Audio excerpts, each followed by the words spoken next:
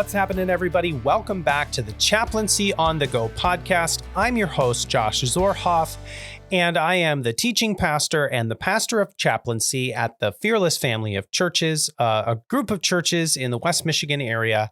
And we're continuing on our conversation on stress. In our last episode, we talked about the symptoms of stress that we experience, and we have something really cool to talk about today. I've invited a friend of mine, a man named Dave McGovern, who is a counselor in the West Michigan area. He works for an organization called Winning at Home, which is a wellness agency in the Zeeland-Holland area, and they focus on helping families and children and adults work through different seasons of stress and emotional things in their life. And Dave is going to join us, and he's going to talk with us about some really important elements of working through stress. He's going to help us with some coping skills, but he's also going to talk to us about the story that we tell ourselves when we're going through a stressful time. And so without further ado, we're going to dive right in to that discussion.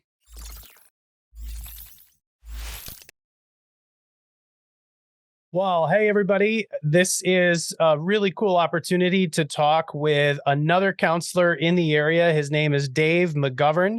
Dave is a therapist in the West Michigan area, and he's joining us today for this conversation on stress that we've been having. We've talked about good stress and bad stress and toxic stress. And we talked a little bit about the symptoms of stress.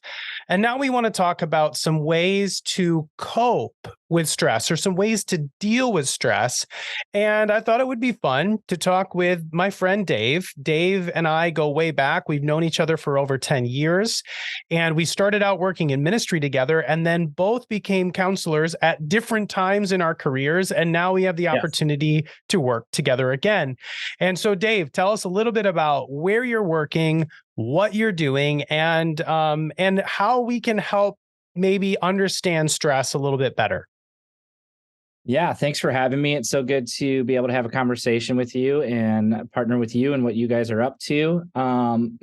Like you said, I'm a therapist. I work for an organization called Winning at Home, and I'm a clinician here. I meet with adolescents, like high school and up, emerging adults. I work with marriages, and I also do some work with people that are in pastoral ministry. That's sort of the lanes that I swim in, if you will. So, Dave, tell us a little bit then, when you think about stress, how have you personally been impacted by the different types of stress over the years? And how do you see that coming out in some of your clients that you meet with? Yeah, I think when we experience stress, and in my journey and what I see in people is that we don't always, it builds, and we can acknowledge that it's, after learning about it, that it's chemical, but that there's this neurological switch that turns on and starts. I've had people even say, and I get what they're saying, I can almost feel it in my bones. I just have so much on my plates. And they really can, like, probably feel it on their bones. They're dysregulated, and their body's being filled with all sorts of chemicals that are making them feel that sort of way. And what happens in my experience and what I work with people on is that if your brain is responding neurologically to stress, it also needs context and a story. Why are we stressed?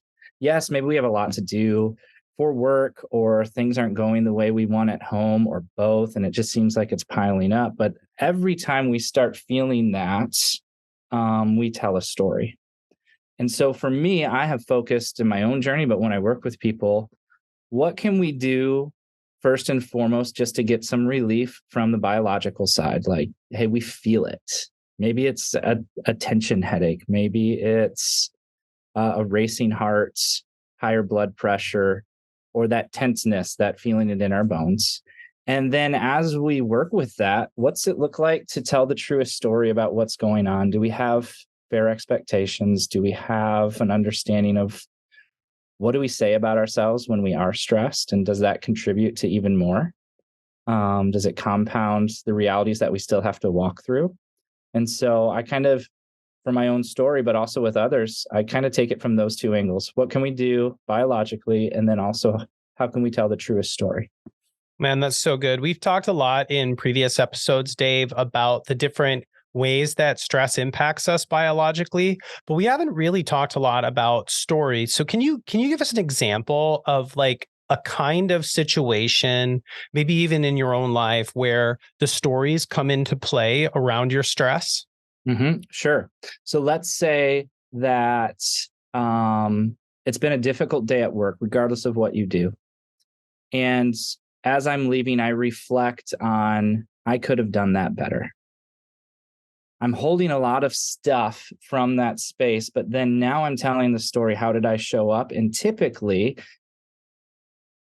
for myself and like many others, I'm really bent towards a negative critic or a negative story. And so on my way home, I'm saying I should have done this better. I forgot to do that. Or if I only would have done this, then that wouldn't have happened. I wonder how tomorrow's going to go. And it sort of just feels like I'm a failure. And so I would say the story I tell myself when I'm stressed is that I'm not good enough, because if I was, I wouldn't be feeling this way. Or in some form that I'm a failure. Now compound that. So that's weighing on me. So not only do I just like feel kind of cruddy, now I'm telling myself I'm a failure, and I'm pulling up to child checkout at after school care for my kids 10 minutes late. They're closed. I'm supposed to be on time, if not a little early, as a dad. Now I'm thinking, here's the story that comes with it. My heart starts racing a little bit more. I have sweaty palms because I'm both angry at the situation, like work is so much, and now I'm late. And now I have another story. I wonder what they think of me as a dad. And then that opens up a valve of all the failures I've had that week as a dad. So there's literally streams and streams of negative stories that may or may not be true, compounding my heart rate, my stress level. And I have to walk in and get my 7-year-old 10 minutes late, say I'm sorry, put a smile on. Now I'm thinking, telling the story that those people might be saying, like, who is this guy? Like, we have jobs too. We want to get out of here. Right. Or And worse, they know you're a counselor and they're like, man, I wouldn't trust anybody with him. Don't even start me on being late to child pickup at church. Right. Right. Look at this therapist Christian guy. Right. So there's all these negative narratives that actually bring up old wounds that create more stress. Right. Yeah. So it's just this floodgates. Right. And so that all happened. That may or may not be true of last week for me in my own life. And that all happened. The negative story took root over the course of a 15-minute drive. Right. Right. And I'm feeling beat down physically. And I walk into my front door for dinner with a story that I'm not enough, probably a failure, and could be doing this whole dad thing and therapist thing a whole lot better. And let's just say that's Monday, and you get the Yes. sweet treat of going to bed, and maybe you don't journal, maybe you don't write things down. You carry all that stress into Tuesday, and the week only gets worse from there. It Absolutely. reminds me a lot of what Brene Brown talks about in The Story We Tell Ourselves. The story I'm telling myself in this moment is, I'm a bad dad, I'm a bad father, I'm a bad husband. And she said once in a conference that the number one fear that men have is that they are a failure. And the number one fear that women have statistically is that they are not enough. They are not a good enough mom. They are not a good enough spouse. They are not a good enough worker. They're not pretty enough, or they're not smart enough. And those two stories tend to weigh on us in different ways and crush us in different ways and compound with the stress. So what's the solution, Dave, beyond coping skills? What do we do with those stories that we tell ourselves? Yeah. I invite clients to ask a really important question that I also find myself making sure when those negative stories come up, Josh, I used to, I know it well enough now, but I used to carry this question on a note card with me. And it's a simple question with authenticity and honesty. Who told me that? When I sit with, I'm not a good enough dad, I genuinely ask, okay, who told me that? Where is this coming from? Yeah, I know I've had a hard day, but is it true that I'm a failure as a dad? And if we can ask that honestly, we also have to be prepared to receive an honest answer from someone. So for me, I have two trusted people, one being God and the other being my spouse.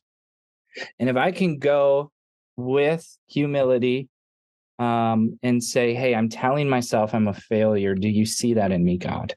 And so then I journal about, so I have a conversation with God and I journal. What does God say about me?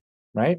And then face to face with my wife, I will say, hey, I'm feeling like a failure. Are you seeing that? Now, with taking away pleasantries, like I listen to my wife. She's not just like, oh, no, you're great. She'll just say, I don't think that's true. Like, I think you show up. Now, I'm not perfect. I get that. But Josh, the one voice that isn't in there in stress, and that sort of, I call it just like my own circle of trust. The one voice that isn't in there in stress or in bouts of anxiety is my own. Because I know that I lean way, way too far into my old wounds or into my negative critic when I am stressed. And so I have to go to better sources. And for me, that's God and my spouse. For all sorts of different clients with different walks, I tell them to pick, even if it's not God, regardless of their faith tradition, pick two trusted people, maybe a mentor, a coworker who, you know what, like at the end of the day, that you trust them, where you can honestly, hey, who told me that? Because what we're doing is we're taking our story and we're actually putting it on trial to see what kind of facts that we have. Because sometimes when we sit with who we actually are, the truest story of us, Josh, we find out that there's a lot more good and true things that we're up to than we give ourselves credit for. That's so good. That is so helpful. I know I've heard you talk about this before, but that one of the primary ways that we recover from toxic stress is to talk about it in safe, confessing communities, Yeah. places where we have relationship, where we know what we say will be confident, where we know someone is for us and in our corner, and that's those two relationships. And I've also, Dave, heard before that we believe what we repeat, Mm-hmm. regardless of whether it's true. The story we tell ourselves most often is the story we tend to believe. And so, is there a way, once you've heard a truer story or a more helpful story about yourself when it comes to your stress, is there a way to learn how to repeat that story and maybe combat that negative story? And what is some of the success that we find in that? Yeah. Well, you're absolutely right. The story you tell yourself is the story you'll believe. And then once you believe something, whether it's even happening, you're going to look for it. And so even when we're kind of like pulling ourselves up from our bootstraps, if we believe a negative story, we're still going to look for the simplest and easy faults in what we do. And it becomes a very exhausting process of unwiring that. And so one of the things is asking, starting with who told me that, put some of the good and true pieces of who you actually are on trial and see that we actually have so much to offer our places of work, our families, that we don't give ourselves credit for. And when we hear those nuggets and we in them, ways that we've shown up, affirmations, an old job review, something like, here's what you're doing well. I like to bring those to the forefront by either in the morning or evening having space for gratitude and writing out 1 to 5 gratitudes and making Mm, sure one of those things is on there. Hey, I've mm, shown up and I'm tired, but I'm coaching my kids' little league team, and I'm being present there, finding little true things, right? And maybe no one's going to write a book about you, but they're good and true things that you've done and you've showed up for. And so as you write those, it's an affirmation or gratitude statement. What are you grateful for? It helps us shift out of things we may or may not be doing well. And so who told me that? And then journal 1 to 5 gratitudes or affirmations that are good and true about you. That's a starting point of recalibrating the story. That's such a helpful practice. I'm thinking a little bit about the reality that stress and the story we tell ourselves has a self-fulfilling prophecy, that we think bad about ourselves, and then we look at something that we do because we're stressed out or that causes stress, and then we confirm for ourselves that we are that story, and then that cycle just repeats and repeats.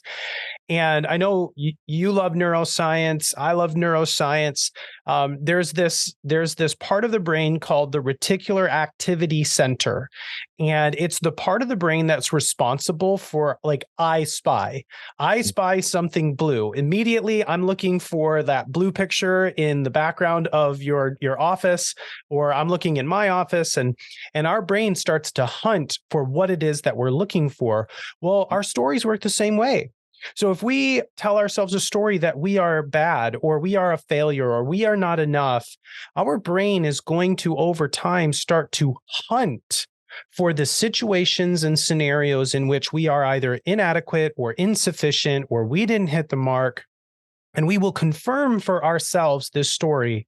But what's so fascinating about the RAC is that we can retrain it to tell ourselves a better story. And gratitude, that gratitude list, or that positive characteristic list that you keep of the elements in your life that you are grateful to be a part of, or the things that you've done well, is not just a simple hack, but it's actually a way to reorient the brain and the body and the soul into something that's more positive.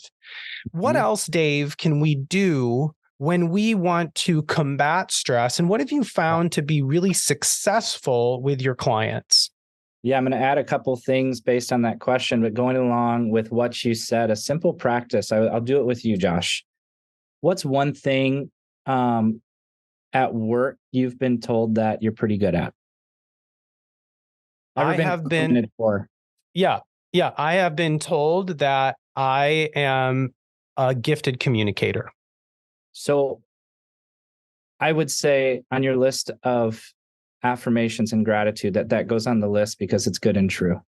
But what if like that, I feel like I'm being prideful about that? I mean, I'm just going to play that with you. It's like, even saying that out loud, Dave, I feel a little bit like, yeah, I know that's true. If people have said that, but I feel it's a little weird saying that out loud.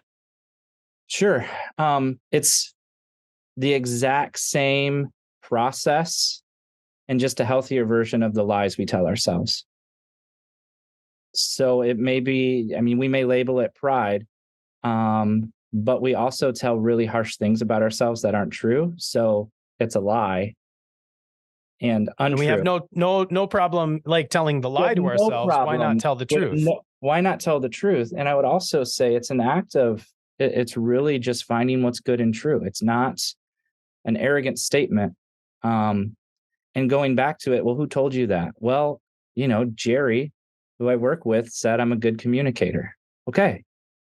If we put that on trial, Jerry and other people affirm that in you. You don't have to take a billboard on 16th Street that says Josh Zorhoff's a great communicator, sponsored by Josh Zorhoff. That's a different story. That'd be weird. It can be a billboard in your brain. Yeah. It can be the thing you focus on, not out of an act of arrogance, but to say, this is part of who I am that I get to look for. Yeah. I get to live into, and maybe even be curious of how did I become a good communicator? Well, I'm actually pretty hardworking. I really enjoy that craft. You fill in the blank, but there's a process in which that's good and true for you. Because when we say, who told me that, in times of stress, we're removing your voice. And so it's not prideful. You're inviting and being curious with other voices that you trust. Yeah. I so right? appreciate that. You're right, because you're right. I'm not taking a billboard out for myself, but the No. billboard in my mind is a really big deal. And I'm the one who chooses what goes on that billboard Yes. every And time. if you wake up every day and it just says you're a failure, good luck. You'll Right. start looking for, well, how have I already failed? Yep. Before I Probably. even start. Yeah. Before I Yeah. even start. Yeah. Dave, So along we've with, got a couple more minutes. So okay, let tell me us, give you give us one more. simple things that can go really good with telling other stories. And maybe maybe you've touched on it, but there is a method of breathing called box breathing. And I'm just going to explain it really quickly. Okay. And so if you can visualize, if you're listening, a box, and in the top left corner, there's a number 4 that represents seconds. And so it's 4 seconds inhaling through your nose. And around the other side of the box is going to be 4 seconds hold. And on the bottom of the box, it's going to be 6 seconds exhaling out through your mouth. And then on the last side of the box, it's going to be 4 seconds relaxing. And through this pattern, evidence have showed through research that it can actually slow down the chemicals of stress. And so that at least from a neurological and biological standpoint, you're actually lessening the effects of stress. And if you can do that for 2 to 5 minutes, every client and even myself, that's something I practice literally daily, either in the morning or the evening, typically the evening after a day of work. You can actually start to anticipate the release biologically of stress in your neurology and what you're feeling physically. And if you couple that with telling the truest story, you're inviting yourself to not change your external circumstances, but to give you a clear picture of who you are and maybe even reorient some of your expectations of how you lived that day and what you have to offer tomorrow. That is such a helpful practice. In fact, for people who are driving right now, you can actually do this while you're driving, and it will make you a better driver. It will actually increase your alertness, your reaction time. I remember my brother is in the Marine Corps, or was in the Marine Corps, and they used to call this combat breathing. They would teach soldiers and Marines and sailors how to do this kind of breathing while they were in tense combat situations, so that they could focus and make clear decisions. So helpful. You got one more for us, Dave. So Yes. tell us what that is. One more. This one, if you're driving, typically it requires closing your eyes. So maybe don't try it until you Wouldn't get home. recommend that. But I would invite people to close their eyes and to visualize the most beautiful, peaceful place in nature that your imagination can come up with. And the only thing that needs to be there along with what you conjure up is a rapid or stream of flowing water. And as you stand there on the bank of that water, I would encourage you to imagine a physical representation of what stress or angst is right now in your current life, and to look at it in your hands and then to throw it in the water and watch the current carry it away. And to remind yourself right now you're okay. And whatever weights you are carrying, you're still here and you still have something beautiful to offer. And as you do that, in a current moment, it actually releases some of the neural pathways that are holding onto that stressor. Doesn't change what you have to go through.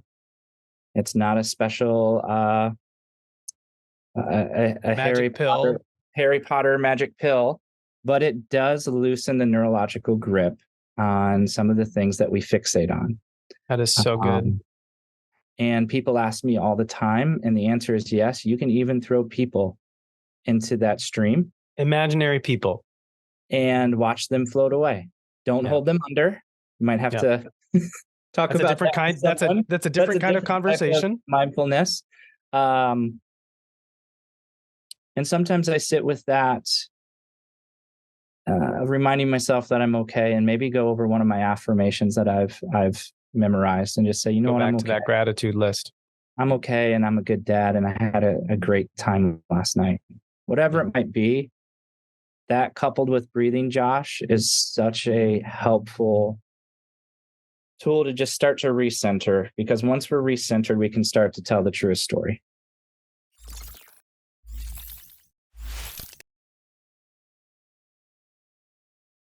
Wow, what a great conversation with Dave, and so helpful for us to remember that the story we tell ourselves in our stress impacts our stress and our overall well-being. And also those coping skills of breathing can really help us center in, or imagining ourselves in a calm and peaceful place, letting our stresses float away can really help us as we work through our stress. Join us next time as we continue this conversation by talking about stress and technology, specifically digital technology and social media. Dave is a wealth of information on that. If you have any questions about what we've talked about, or you'd like to get some help, or maybe dive into some more discussions on stress, send us an email to chaplaincy@fearlessfollower.org, and we would love to continue this conversation and send you some resources and help you connect and grow as you learn to navigate in your stress. Once again, I'm Josh. I am the host for this podcast, and it's been great having a conversation with you. We'll talk with you next time.